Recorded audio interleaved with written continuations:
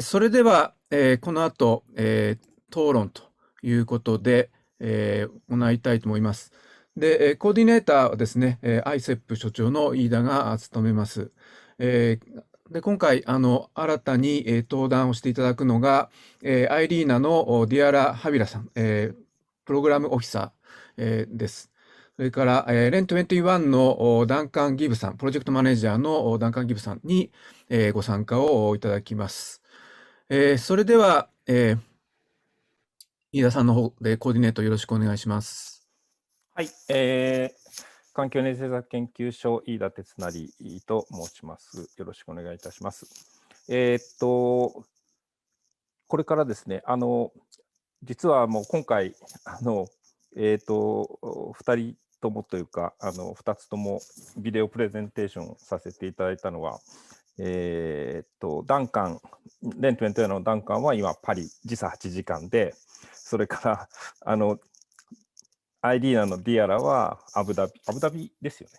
アブダビで時差5時間で、ピーターの方はタイにいて時差2時間という、ちょっとその時差のマネージメントと、それからまあ通訳と日本語訳を事前にしっかりしておこうということでビデオをしていただいたんですが、皆さん時差にもかかわらず一番最初から参加していただいていてですね、まあこんなことだったら最初からリアルプレゼンテーションしていただいてもよかったなっていうところもあるんですけれども、まあここからは3人ともですね、リアルにインパーソンで議論をさせていただきます。で、今日の組み合わせはすごく今2つのプレゼンテーションを一通り改めて事前にも送ってもらってたんですが、聞きながら非常に面白いというかいい組み合わせだったなということで、まあ、我々日本の中でもですね、非常に参考になったんではないかというふうに今日参加されている方もですね、思われたと思います。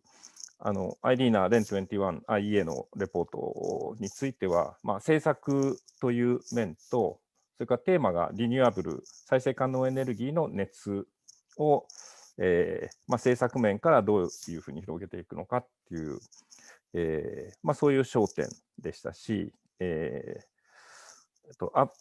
APUEA ですね、のピーターの方からは、まあ、地域が割と日本とも重なっているところもあるんですが、ディストリクトエナジーと、まあ、地域熱供給、地域冷暖房ですかね、むしろ冷房の方がこれからまあ重要になってくるわけですが、というところから気候変動対応と、それからあと具体的ないくつかの事例も含めてですね、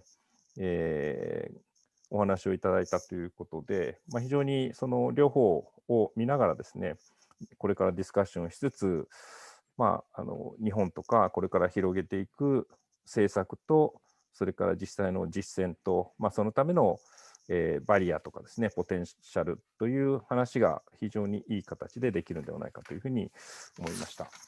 で、まずですね、それぞれお三方の方に、実際に参加していただいたので、自己紹介も兼ねてですね、少し補足的なコメントもしていただければというふうに思います。では最初ディアラの方から、IRENAディアラの方からお願いいたします。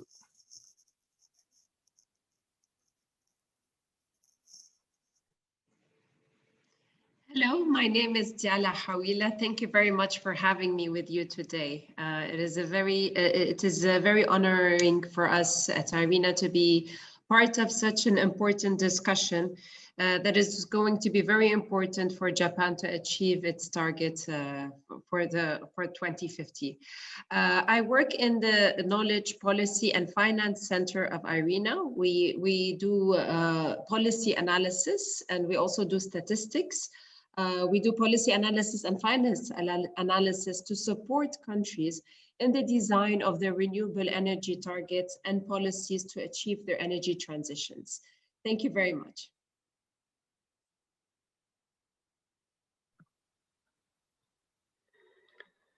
Well, good morning. I'm happy to go next. As Mr. Ida mentioned, I am in Paris, so very nice to be here. I would like to thank ICEP for this invitation. Along with IRENA, REN21 is very honored to be included in these discussions, to have to have our expertise being called on to make contributions.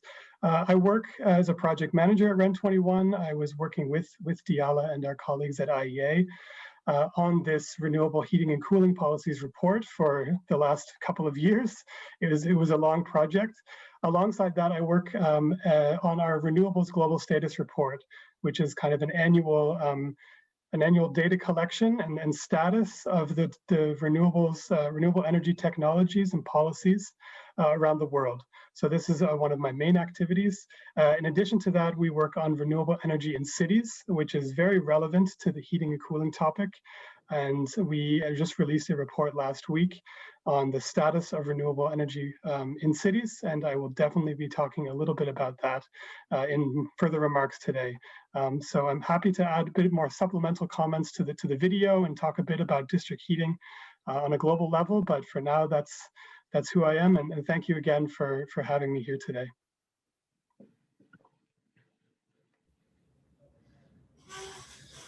Hello. Yes. So as you know already, oh, sorry.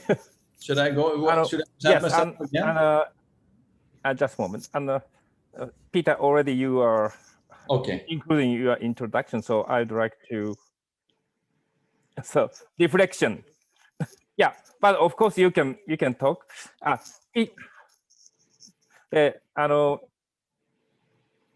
い。で、はい。ピーターの方には、最初の、REN21 IRENA の、プレゼンテーションに対するコメントを含めて少し、もちろん自分のことも少しお話ししていただいても大丈夫です。お願いします。ピーター、please. Okay, thank you very much. Yes, so as I mentioned there, I'm the head of operation at the APUEA, the Asia Pacific Urban Energy Association. We're based here in Bangkok, Thailand. So we are supporting cities to help them find solutions for energy and energy infrastructure. We are also a member-based association. We have 25 members. So we one of our main activities includes creating discussion platforms to discuss how the best way to develop sustainable solutions and sustainable cities. So as you have seen there, so our focus is one of our main topics, of course, is district energy. And as you saw in my presentation there, we have, we get more and more, the topic of district cooling is getting more and more popular, and that's why we try to address it more and more. It's really a huge growing energy demand for cooling in this region. So there's a great need for capacity building to educate.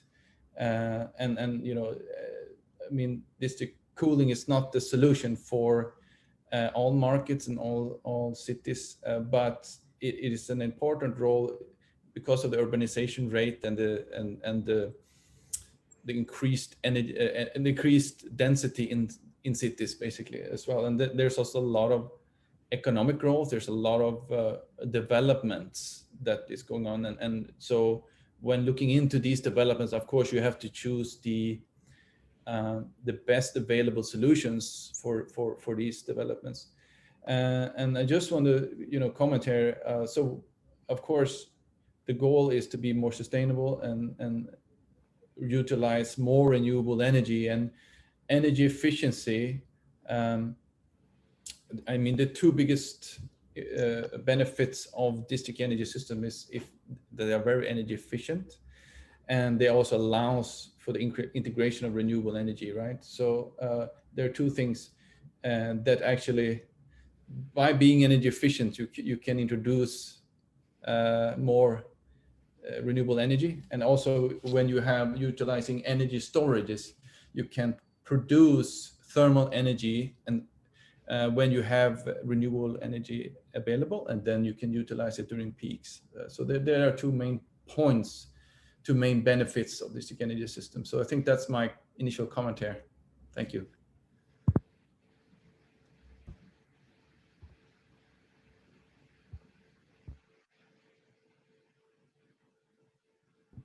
はい、どうもありがとうございました。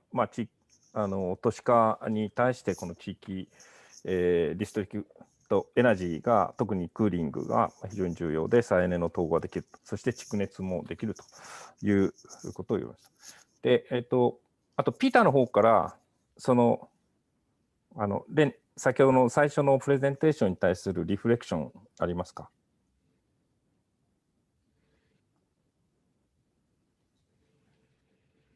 ？On the first presentation, the first presentation, sure. Yep.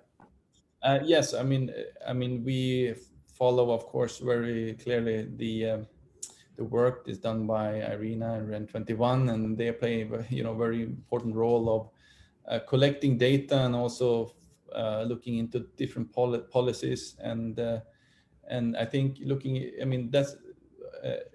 into policies needed for the heating and cooling sector is very important, because heating and cooling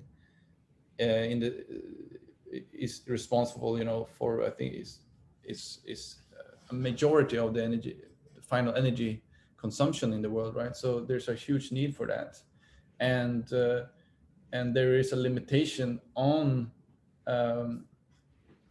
policies, and so there's a need to do more, and especially on the cooling side, there's need for more cooling, and I think is very great work that the heating and cooling report by REN21 and ARENA and IEA has done to really show these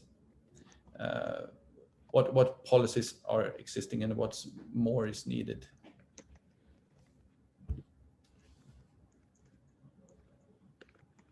Thank you.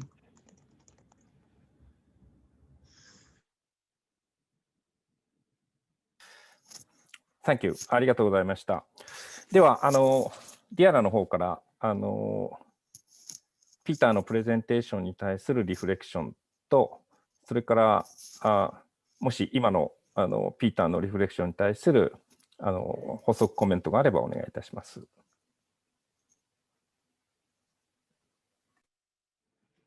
Thank you. Of course.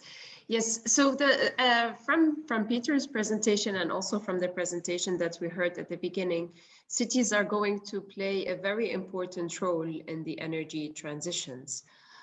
Cities and in particular also district heating and cooling offer a very good opportunity to increase energy efficiency and the use of energy, particularly in cities. So energy efficiency, as we saw in the first presentation, is one of the main pillars of the decarbonization of heating and cooling, and of course of all the energy uses. And particularly for Japan, energy efficiency, as we have seen, is very important. Japan is the 5th largest energy supplier and consumer in the world. And the total final energy consumption per capita in 2018 was below that of 1990, despite all the economic growth. So energy intensity improved by more than almost 30%, in the period between 2000 and 2018. So we see that Japan has focused a lot on energy efficiency, which is very important in the heating and cooling sphere, but also in the whole energy sector. So when it comes to industry, innovation and technology is crucial. And we saw that Japan launched an ambitious long-term innovation strategy in early 2020 with innovation paths and cost targets for technologies considered necessary to achieve its 2050 vision. And then when it comes to buildings and houses, of course, on top of everything that Peter mentioned, there is a need to bring together energy efficiency measures together with the traditional architecture of the existing houses and buildings in Japan, so that we can reduce the resistance to implementing energy efficiency measures. For example, we can blend it with a culture of how the traditional uses of energy to ensure that it is well integrated in the uses.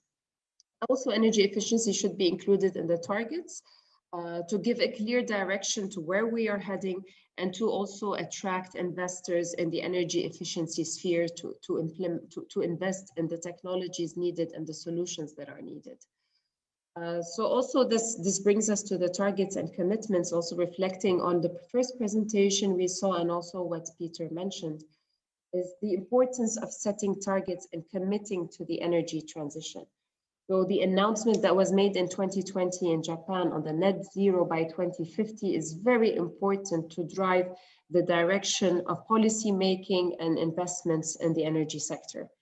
Also, the commitments that were made, for example, on green hydrogen and other carbon capture technologies are very important also to drive to see where we are heading and to see how we can decarbonize energy intensive uses, such as, for example, industry and then later on transport.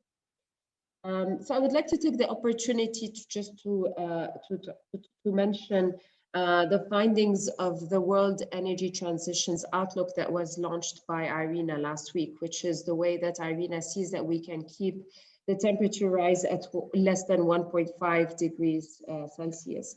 So, for example, in the IRENA 1.5 scenario, we see that electrification is going to play a major part of the total energy use by 2050, which was mentioned also in the previous presentations. So 50% of the total energy is going to come from electrification. And we saw in the first presentation how electrification is going to play a major role in decarbonizing heating and cooling. We saw the importance of heat pumps, of appliances, electric appliances. And also this, I would like to also mention the innovation and the investments that Japan has made in making sure that the appliances are energy efficient, and this plays a major role. Also, in IRENA scenario by 2050, we said that electrification will provide 50% of the energy needs, but 90% of this electricity will come from renewable sources. And here, the importance of, even if we are talking about heating and cooling, this is where we see the importance in deploying renewable energy in electricity to make sure that this is translated in the heating and cooling sector. We also see that hydrogen supplies 20% of the total final energy consumption. And again, 66% of this hydrogen is green. So this brings us back to deploying renewable energy in electricity. And we see how all those solutions should be integrated and how they all come together to provide a decarbonized energy sector by 2050. As Peter mentioned, district heating and cooling is very important for the region, but also globally. And it supplies 5% of the total energy consumption. And 90% of this will come from renewables. These all have to be done in order to make sure that we stay at 1.5 degrees by 2050. And as was mentioned, Japan also has a lot of resources that it can tap to in order to decarbonize, not only to implement district heating and cooling, but also to make sure that most of the heat that comes in district heating and cooling comes from renewable sources. And for that, a long-term vision and a good planning is very important, to make sure that the electricity that is based on renewables serves the electricity consumption of the country, and then the electrification that goes to end users. And we're talking a lot about heating and cooling, but it also applies to transport. And then the remainder of this electricity will be used to produce green hydrogen, which will be used to decarbonize hard to abate sectors like industry and like transport. So in this sense, long-term planning and target setting for both renewable energy and to say where it is going and also energy efficiency will be very important for the decarbonization of both the heating and cooling sector, but also the general energy sector. And I would also like to stress on one thing that was mentioned in both presentations, which not only is the long-term planning important, but also the institutional structure is going to be important to implement this long-term plan, because we will see a lot of coordination is going to be needed between the energy sector, the electricity sector, the heating and cooling, the buildings.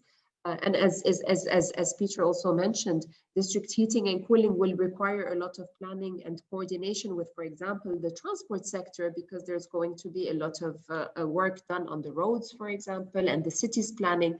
So here we see that a lot of actors will have to come together to make sure this happens. I would also like to emphasize a bit on electrification, but I think I will do that in another round, and the policies that will be needed to make sure the electrification happens in according to the 2050 targets. And one last thing that in IRENA is very important for us to talk about is to make sure that this transition is just and is fair, to make sure that there are no losers in this transition and that this transition benefits everybody. So maybe those are 2 points that I can touch upon on the second round. Thank you.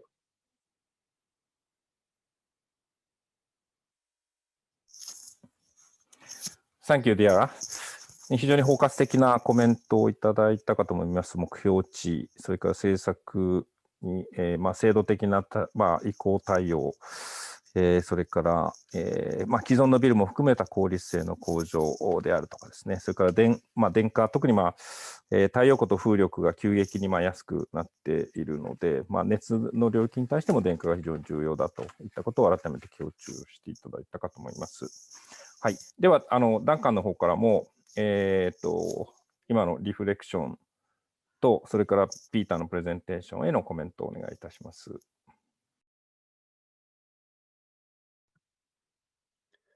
Certainly, thank you. So first to what Peter has been discussing, I think that the emphasis that Peter and the Asia Pacific Urban Energy Association is placing on cooling is very important. He's laid out some important statistics regarding the future growth in cooling demand, especially in some of these developing and emerging countries in the Asia Pacific region.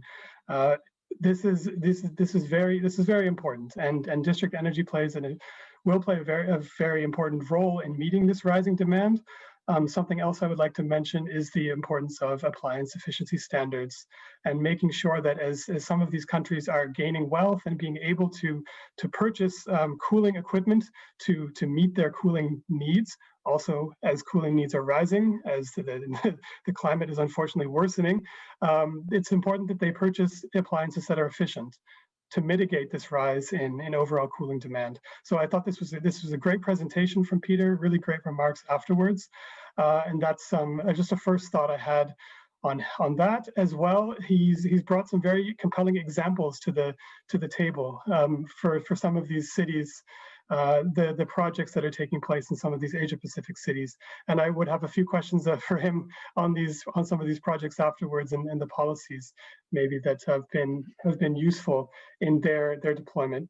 And I mean, Diala has made some very important remarks as well. I think, as you mentioned, Mr. Ida, her remarks were incredibly comprehensive, and I can only fully support the emphasis she places on the need for integrated planning, for long-term planning. One thing that we notice often at REN 21 is the difficulty around for markets and industries of renewable energy when policy frameworks are not stable, when they're changing, and when there's a boom and a bust cycle. This is very problematic. It reduces investor confidence. It slows the transition. So everything Diala was saying about this related to long-term planning is very, very important. I'd like to make a couple other remarks. A few of the two panelists already, Diala and Peter, have mentioned the importance of cities. I mentioned that also a little bit at the beginning too. But I would like to again underline this, especially when we're talking about transitioning to renewables in heating and cooling and district heating and cooling in general. So local governments have an incredible leverage to place on their national governments, and they're also so important in the energy planning that takes place locally. When we did the research for our new report on renewables in cities, we found that actually around the world, more than 1 billion people are now covered by either a policy or a target for renewable energy at a local level.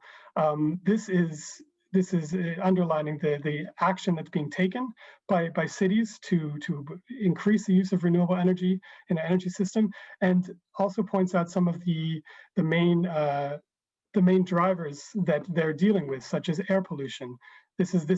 We've continually identified air pollution as a main driver for renewables for cities switching to renewable energy.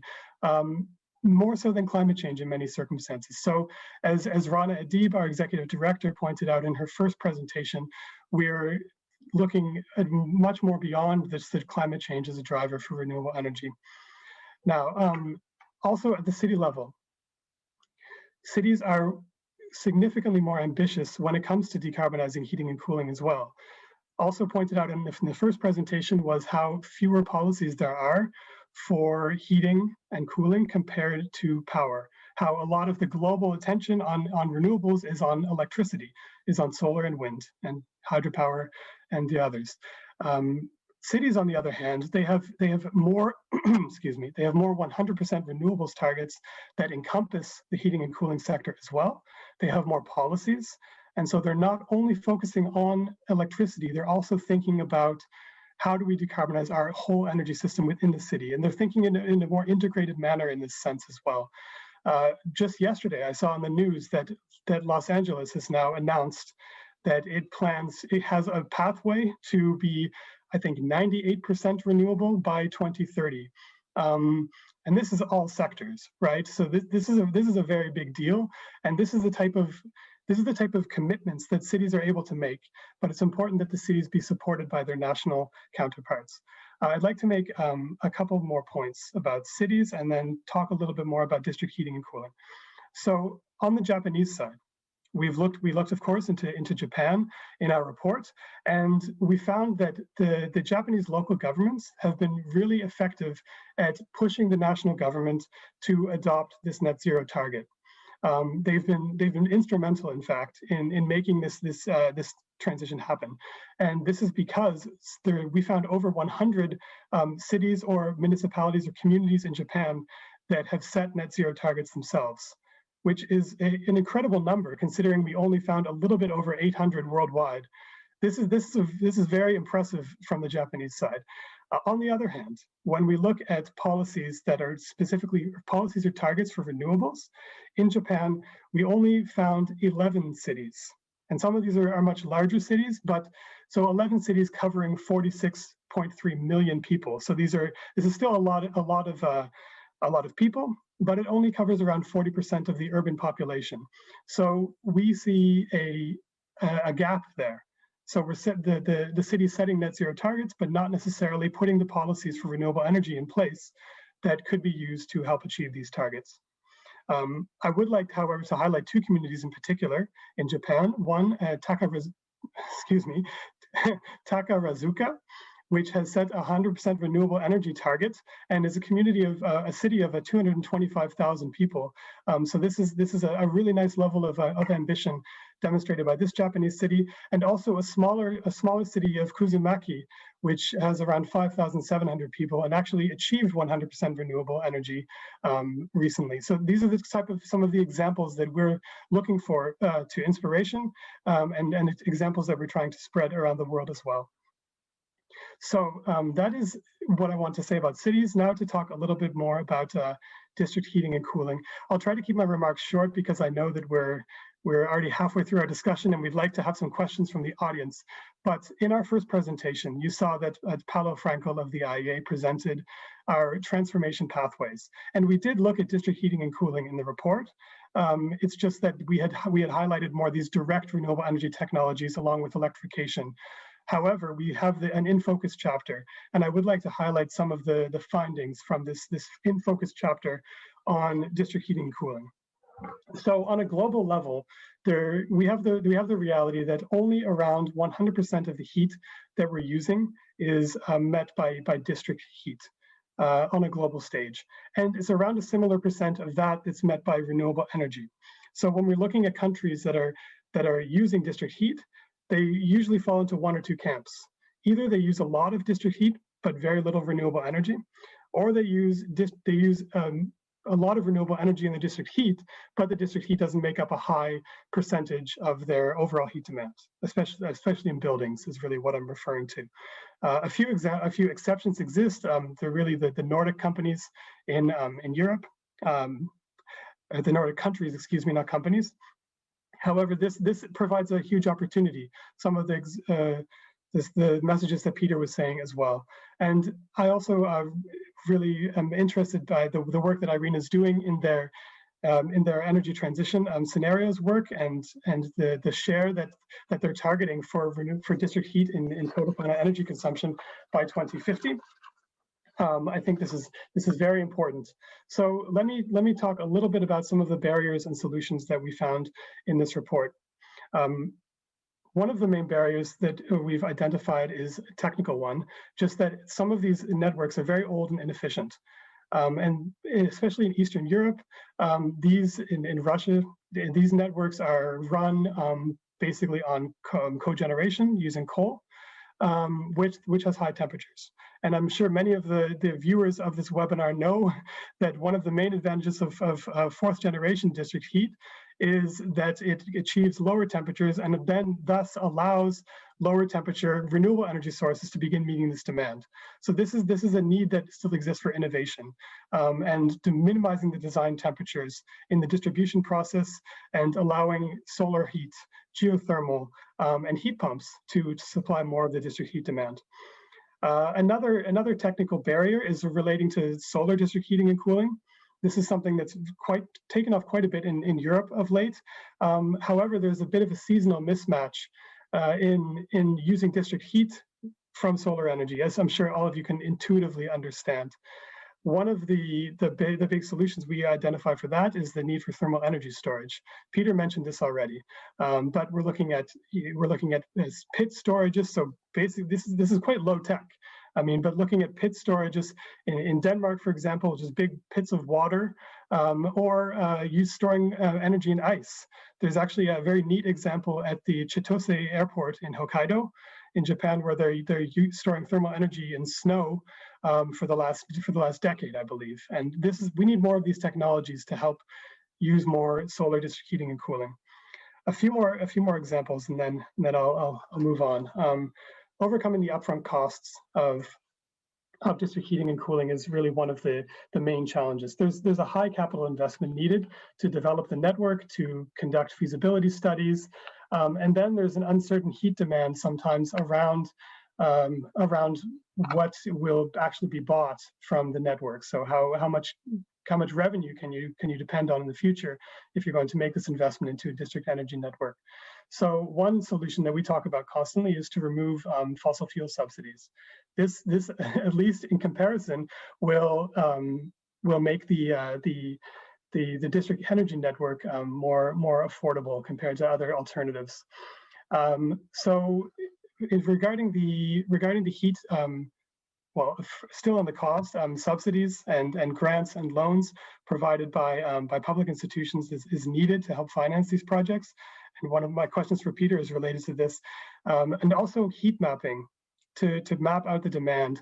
We've seen this happen in Europe with the Heat Roadmap Europe that's been in development and been published for different countries. And I was really happy to see that ESEP is doing work on this as well, and has produced is in the process of producing a heat roadmap for Japan. I think that's great, and I hope that this work continues and takes place in other countries as well. So more financial incentives are needed here. One example is the German government provides financial incentives based on pipe length for district energy networks, or the Kazakhstani government provides loans that improve the energy efficiency of the district energy network and enable the integration of renewable energy. I think one last point I will make, and then I'm wrapped up, is just the need for cities, local governments to set targets for this as well. I don't think it's enough to just say, yeah, we want to switch to renewable heating and cooling. Let's have a bit of a technology agnostic approach. Loans and financial incentives, as mentioned already, are important, but also it's really helpful for cities to set a target and say, we want this amount of our heat to be met by district energy in the next 15 years, and it should be based on renewables. Make that statement and implement the policies to follow that, and the money will come as well. Yeah, I'll leave it at that. So thanks again for the opportunity. Thank you, Duncan. 非常に都市の重要性、あと、他にも、ちょうどですね、REN21からも今紹介になった都市のレポート出てますので、皆さん、ホームページからもぜひダウンロードしていただいて、先ほどの IRENA の新しいレポートもぜひ見ていただいて、で、この間にですね、いろいろと皆さんからご質問をいただいています。で、ですね、いくつかピックアップして、そうですね、ピーターの方に、日本や香港では EU と違って地域冷暖房のインフラがない中で、これからその地域エネルギー、再生可能エネルギーベースの地域エネルギーを、どう進めていくのか、なかなか大変ではないかという質問と合わせて、今日、電化ですね、電化っていうキーワードが出ていましたが、なかなかアジア、パシフィックリージョン、特に南の方では風力が少ないので、太陽光だけでどこまで電化ができるのだろうかっていう質問があったので、そこをピーターの方からお願いいたします。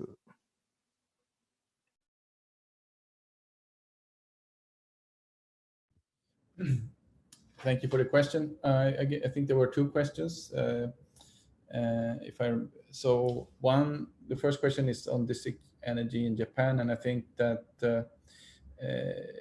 Japan is very suitable in many ways for this, and in many ways have district cooling systems as well. But maybe they are limited to districts and the developments. But I mean, as I understand it, one barrier is that it's very expensive to build distribution pipelines in Japan.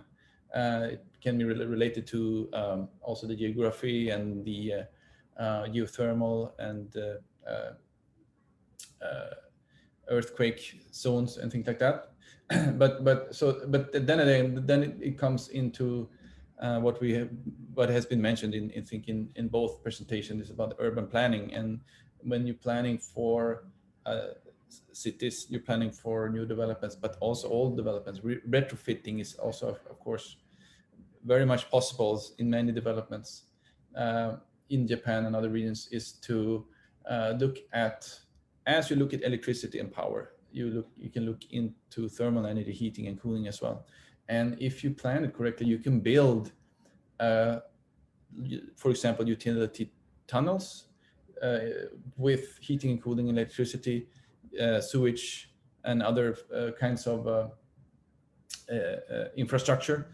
Or, I mean, if you want to build in a trench as well. So I think planning here is a very important part to reduce cost and increase and maximize efficiency and things like that. But I mean, just to mention another huge source of renewable energy is, of course, geothermal. I think in Japan has a lot of untapped geothermal energy that can be used.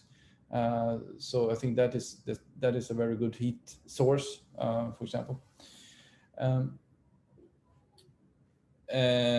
One other thing just mentioned here, but it's not directly related to the question, but if you to integrate or utilize local energy sources like sewage water, for example. Sewage water exists, in all cities, even when there's a little water, and used sewage water can be used to, for example, heat sinks for cooling systems, for example, or also heat, so as a heat source for heat pumps. So this is, I think, we cannot forget about that. So that was the first question. The second question was about renewable electricity in, let's say, Southeast Asia, and the potential of the development of solar, wind, and things like that. So it's not my expertise, but I think you're right that, for example, a country like Thailand has not the best wind location in Southeast Asia, but on the other hand has a lot of solar potential for solar PV systems, for example. But I think also one question that we are discussing and needs more discussion is that countries like Thailand, Malaysia, and others that have high utilization of natural gas, how to use this infrastructure maybe to integrate more renewable hydrogen? Can it be, how much of this infrastructure can be? So I think that's my comment to the two questions.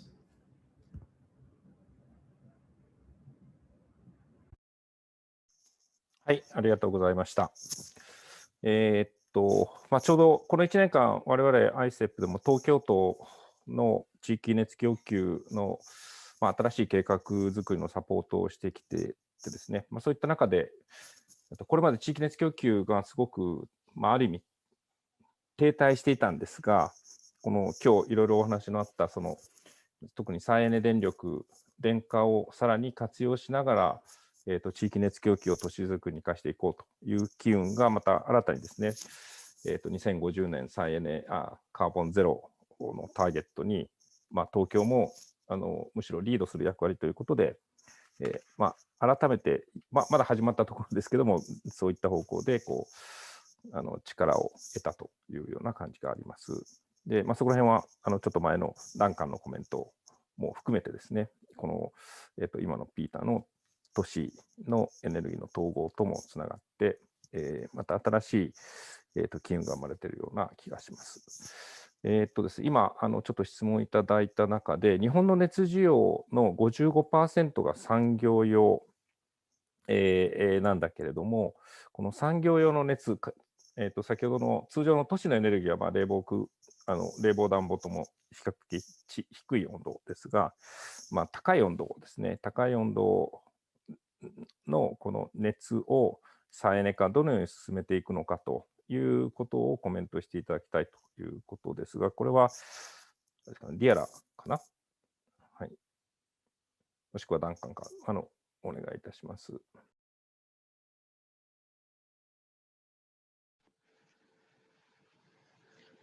So I will just give just a 1-minute intervention, and then I will pass over to Duncan. So in IRENA, we are analyzing the role of green hydrogen in industry, and also in of course, transport and other hard to abate sectors. So also we look at electrification for some of the uses when possible. For electrification, it is important because it impacts industry, but also households and small lower heat users.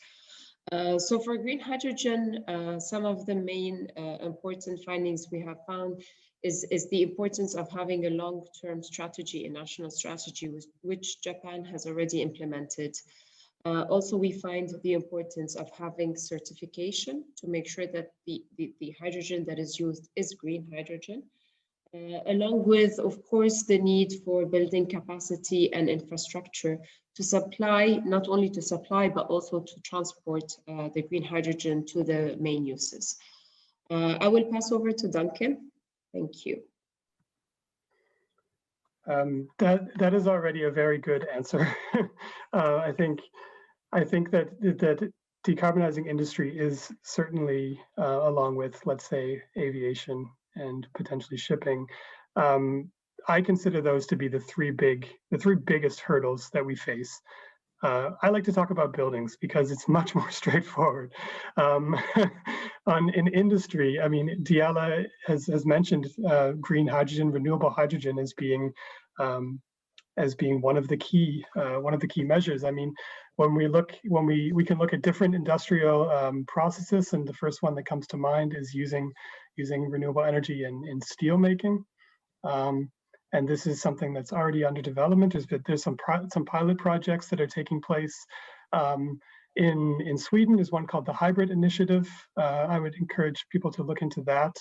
And one thing that I've found as well is that there's an extra pressure being put on the industry sector to decarbonize by those who are using the steel itself.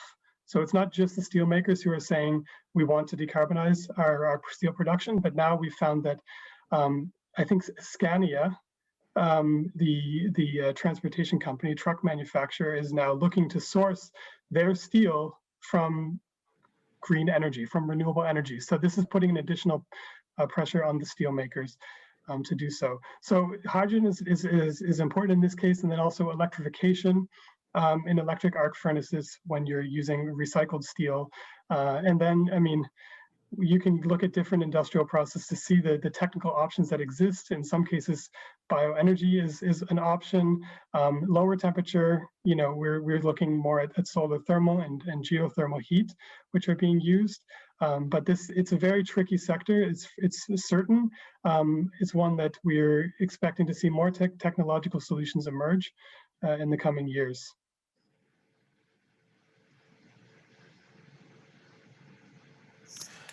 はい、ディアラ、ダンカン、ありがとうございました。時間がだいぶ迫ってきたので、それぞれですね、最後のコメントをいただく前に、一つ、これは、REN21 IRENA IEA のレポートの先ほどのプレゼンテーションであったですね、サステイナブルバイオマスですね。で、これあたりが、もうそのサステナブルバイオマスの話自体は先ほどプレゼンテーションであったんですが、これから電化がどんどん進んで、太陽光と風力がこれからも劇的に安くなっていくと。で、そうすると、デンマークなんかは典型ですけれども、熱の部分はますますそれこそ風力と太陽光の電気のさらに熱化で任せていくと、このバイオマスをどのように使っていくのかっていう役割がまた変わってくるのかなというふうに思うのですが、そのあたり、どちらかダンカンかディアラか簡単にコメントしていただければと思いますが、いかがでしょうか。So I will just again say just something for 2 minutes and then pass over to Duncan. Because initially Duncan and I agreed that he would talk about biomass. So I just wanted to say that before I move on, I pass over to Duncan, I just wanted to say just a couple of things on electrification that are very important to note today. So just very quickly, we at IRENA, we analyze policies to support renewable energy and electricity, and we have focused a lot on auctions along the years. Auctions are the competitive procurement of renewable energy. So we saw that Japan made a lot of efforts to deploy renewable energy in the electricity sector using feed-in tariffs that were very generous. Although this contributed to an increase in shares of renewables in the electricity mix from 10% in 2010 to 16% in 2018, which is very impressive, it posed a lot of strain on the budget because the feed-in tariffs were relatively high. So this is why Japan moved to auctions. And in IRENA, we have extensively analyzed the renewable energy auctions of Japan, the 5 rounds that have been conducted for solar and the biomass round. And we have published a brief that I will now share the link with you that also suggests how in the future we can continue to decrease the prices that are resulting from auctions in both solar and wind. For biomass, as I said, I will turn to Duncan, but before I do that, I just want to mention that at IRENA, we are now soon going to publish a brief on policies for sustainable bioenergy, to make sure that the bioenergy that we promote is renewable and also sustainable and has very limited impacts on environment and socioeconomics. So over to you, Duncan. Thank you. That's very good to hear. I look forward to reading that because this is an ongoing issue for sure. I'd like to underline this role of bioenergy currently. If you look in our report, out of the 10.4% share of renewables in heat consumption, bioenergy is 6.9%. If you look at renewable energy more broadly, bioenergy makes up about half of the total energy produced from renewables. I'm talking electricity, heat, transportation, fuels. So the biofuels still play a big role. I know we're talking about heat here, but I want to make kind of that clear, especially on the industrial level, when the low temperature field, bioenergy is very dominant. And if we're looking at district heating, 95% of the district heat that comes from renewable energy is bioenergy. And the district energy systems that are being retrofitted or shifted to renewables, as we say, are shifting largely to bioenergy. I mentioned solar thermal previously and heat pumps. This is an important opportunity for sector coupling to use heat pumps in district energy, I think, and using thermal energy storage, but bioenergy plays a big role there. So we're starting from a situation where bioenergy is very important, and I think I agree that we're moving away from it. But I think if we want to make sure that the transition happens as quickly as we need it to, that we still need to be looking for opportunities to use bioenergy in a sustainable way. And this is why the report that IRENA is working on, I'm sure, is going to be very, very important to help make sure that policies are addressed. Policies are implemented to address this, and the technology is used in the right way. And I would also look at IRENA's scenarios to see where bioenergy ends up for 2050, because REN 21 looks a bit more at the past than the future. I would guide you to them to see the future role of bioenergy, but personally, I see it not going away soon, but being relevant for some time. In IRENA's future energy scenario, we call it modern bioenergy, but what we really mean is sustainable bioenergy, constitutes 18% of the total final consumption. So as Duncan said, bioenergy is not going anywhere. It can be used for heating buildings and district heating systems. It can be used in industries like the paper and pulp industries. And of course, we cannot underline enough the importance of bioenergy in areas. I mean, this does not necessarily apply to OECD countries or Japan, but there are a lot of countries that rely on bioenergy as their only source of energy. Those are countries without access to electricity. So bioenergy will continue to play an important role in that context and also in the modern energy context. Thank you. どうもありがとうございました。もう時間が来ましたので、最後に皆さんから一言ずつ最後の、サジェッションというか、日本もですね、2050年カーボンゼロを昨年、菅総理が、コミットして、今またそのロードマップを作っている最中ですけれども、どうしても、今その電力というかですね、原子力であるとか、そういった議論がどうしても中心になっているんですが、やっぱり熱の分野にフォーカスをして、しっかり進める必要があるんですが、日本はどうしてもこの熱の分野、やっぱりまだまだ政策も実践も遅れているところがあります。で、質問の中でもですね、再生可能エネルギーの熱と、冷暖房、あるいは都市の冷暖房、地域冷暖房を進めるには、何が重要か、あるいは誰がステークホルダーなのかという質問をいただいておりまして、そこに触れつつですね、一言ずつクロージングコメントをいただければと思います。じゃあ、今度はピーターからお願いします。Thank you.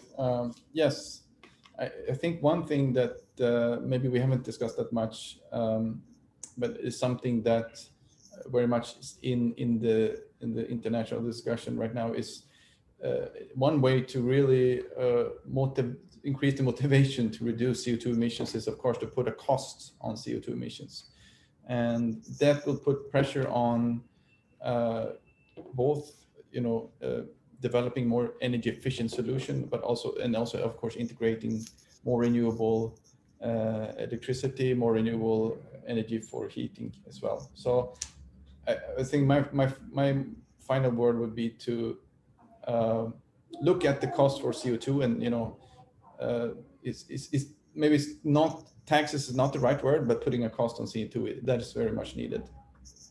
Thank you.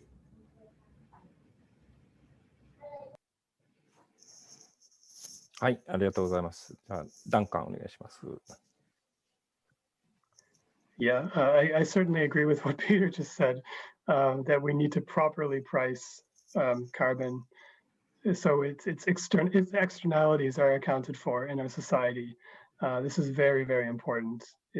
We shoot ourselves in the foot, so to speak, when we don't do that. So for my takeaways, I wanted to say two things about hydrogen. One thing is that it needs to be used only where it's, in my opinion, only where it's necessary, not where it's possible. So there's a big debate going on about using hydrogen for home heating. This is, from my point of view, this is inefficient, it's expensive, and we have other solutions that are already available and that allow a more direct integration of renewable energy. So I would turn to those first. The other point is that we shouldn't, as we say at REN 21, we shouldn't build the roof without the foundation, meaning that we don't build up our capacity to produce hydrogen without at the same time building up our capacity to produce renewable electricity to make this hydrogen. These things have to happen at the same time, and we need to take the future demand of hydrogen into account when we're building out renewable energy capacities. This is really important. Okay, so a couple other thoughts. I'll try to be brief. We talked a little bit about buildings so far, but I'd like to mention the importance of targeting, especially in developed countries such as Japan, renovations for energy efficiency. Diala has mentioned this too, the importance of efficiency and the great work that Japan is doing on that. But we're looking at building energy codes around the world, and there aren't a lot of mandatory building energy codes, as Rana mentioned in her first presentation. These can be updated, they can be strengthened, they can be used, they can be made to be net zero codes. All of the new buildings in the European Union as of the start of January this year must be net zero, meaning that they have to reduce their energy demand as much as possible and then meet the rest with renewable energy. I would really encourage that. And then related to that, I would encourage anyone listening here to work with the local policymakers, because they're the ones with leverage, they're the ones that can help translate messages upwards, and they have a lot of power in their local circumstances too. There's one policy measure we didn't mention so far, and that's zoning. So cities can actually create zones that say everything in this zone is going to be, heat is going to be provided by district heat. Local policymakers can do that. And in the renewable heating and cooling transition, they're very important. The last thing is more on national level is to make sure that stable regulatory frameworks and policies exist. This is really important for building up the long-term strength of the renewable energy industry and making sure investments are made in the right technologies and in the right infrastructure. So yeah, thank you very much for having me here. It's been a real pleasure. Thank you, Duncan. では、ディアラからはリンクのですね、日本の、これは最初にオークションか。いろいろと IDEA のレポートもリンクを送っていただいてますが、では、ディアラコメントお願いします。Thank you. I totally agree with the points made by Peter and Duncan. One thing that I would like to add is there's a topic that is very important for us at IRENA. It is to make sure that this transition is just and fair, meaning that it does not leave anybody behind and does not end up hurting anybody's interests. For example, although carbon pricing is very important, we need to implement it in a way that takes careful consideration of the low-income population who spends most of their income on energy. So these consideration needs to always be implemented. Same for the phasing out, for example, coal, which is part of Japan's plan for the future, phasing out the less efficient coal power plants. There are communities, there are people who rely on these businesses for their livelihoods. In order to ensure a fair and just transition, we need to make sure that these people or these businesses are provided with the right social safety net, that they are provided with training and retraining in order to ensure their shift from the fossil fuel industry to the renewable energy industry. And last but not least, most of the solutions that we discussed today, whether it's about energy efficiency or purchasing an efficient appliance, or to be able to insulate your house, or to be able to invest in solar power plants and benefit for the feed-in tariffs, for example. Most of those solutions mainly benefit people who can afford to invest in those technologies, who are mainly the people who have the highest incomes. So we have to make sure that all those solutions can be at the reach of the people with the less, who have less, the less income parts of the society, to make sure that this transition benefits everybody equally. And last but not least, another important topic is gender for IRENA. So we need to try to make more efforts to include to make it a more gender diverse transition and to include more women in this energy transition. I am very honored to be a woman on this panel today, but hopefully as we move along in the transition, we will see more and more inclusivity in the way we draw policies and implement the energy transition. Thank you very much for having me with you today. はい、ありがとうございました。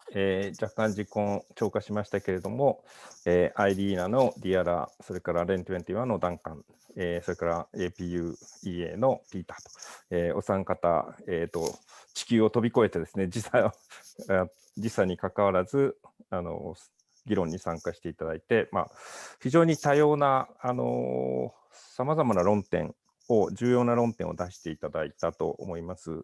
で、特に風力太陽光を中心とする、急激なエネルギー転換が進んでいく中で、今若干これまである意味忘れられていたというかですね、その取り残されていた熱の分野、再生可能エネルギーの熱利用、あるいは、冷房利用、そして都市のエネルギーの再生可能エネルギー化、効率化といった方面をで新しい枠組みというかね、少し変化を捉えたようなですね、新しい論点、グリーン水素であるとか、サステナブルバイオマスであるとかですね、も出てきて、改めてですね、日本としても最後あったような包括的なそして、公正な形での移行の、政策を、高いターゲットに向けて、しかも都市のレベルでですね、ボトムアップでもしっかり作っていくという必要性が、認識されたのではないかというふうに思います。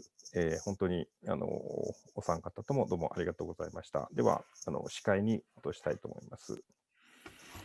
はい、どうもありがとうございました。非常に活発な議論がされて、今後につながる議論になったかなと、思います。それでお時間になりましたので、最後、ちょっと簡単にご紹介して終わりたいと思います。第4世代地域熱供給フォーラムではですね、今までこの熱分野の脱炭素化についてずっと取り組んできましたけども、今後もですね、取り組みを進めていく予定です。で、これまでもですね、このガイドブックですね、4DH ガイドブックという形で、取り組みをまとめていますので、ぜひご覧いただければと思いますし、今年度行ったですね、オンラインでの、セミナー、ガイドブックに関するセミナーを、7月に行っておりますし、9月には、このような様々な再生エネルギーの利用について、サマータエネルギーの議論をしています。さらに、12月にはですね、国際オンラインセミナー第1回ということで、デンマークのですね、非常に進んだ取り組みを、お話しいただいておりますので、ぜひこちらの資料と動画もですね、ご覧いただければというふうに、思います。それでは2時間という非常に長い時間でありましたけども、活発な議論ができたということで、今後ともどうぞよろしくお願いいたします。セミナー終了後ですね、アンケートのお願いが出ますので、ぜひアンケートにもお答えいただければと思います。すべての質問にお答えできませんでしたけども、今後とも、この、4DHフォーラムの取り組みに、ぜひ注目していただきたいと思います。で、本日はどうもありがとうございました。これで終わりたいと思います。Thank you for everyone. Duncan, Diala, Peter. Thank you. Thank you.